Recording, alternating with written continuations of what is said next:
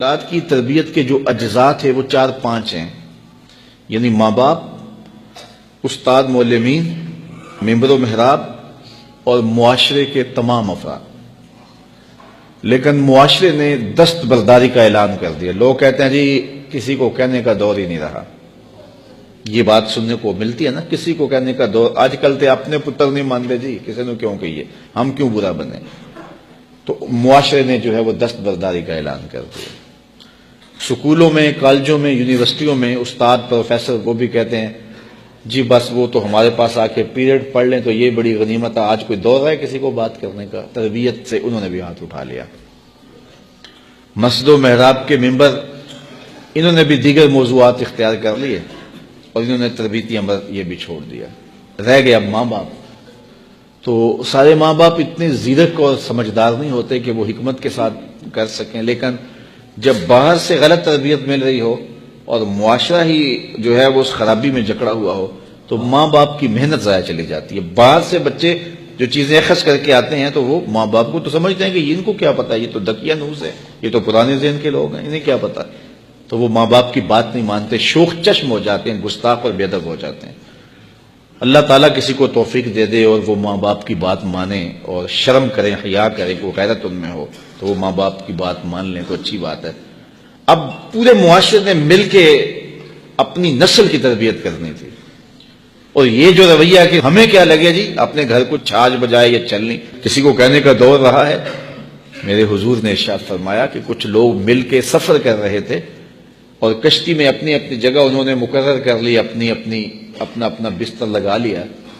ایک آدمی کشتی میں سوراخ کرنے لگ جاتا ہے اپنی جگہ پہ، تو سارے اگر یہ کہیں کہ ہمیں کیا لگے اپنی جگہ پہ کر رہا ہے، تو تھوڑی دیر کے بعد جب سوراخ ہوگا تو نیچے سے پانی آئے گا جس سے وہ سوراخ کرنے والا بھی ڈوبے گا اور یہ ساتھ بیٹھنے والے بھی ڈوب جائیں گے، پوری کشتی ڈوب جائے گی۔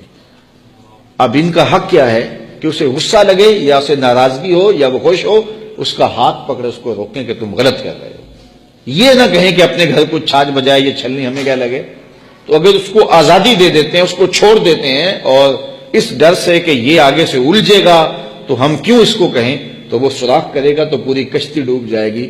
اصل ہوا یہ ہے کہ پورا معاشرہ کہتا ہے جی ہمیں کیا لگے، سانو کی لگے، سارا معاشرہ ڈوب گیا ہے، کوئی کسی کو کچھ کہتا ہی نہیں ہے۔ گلیوں میں شیطان ناچ رہا ہے، اولادیں آوارہ ہو گئی ہیں، معاشرہ پورا اس عمل میں شریک ہی نہیں ہو رہا کہ ہم کوشش کرنی ہے۔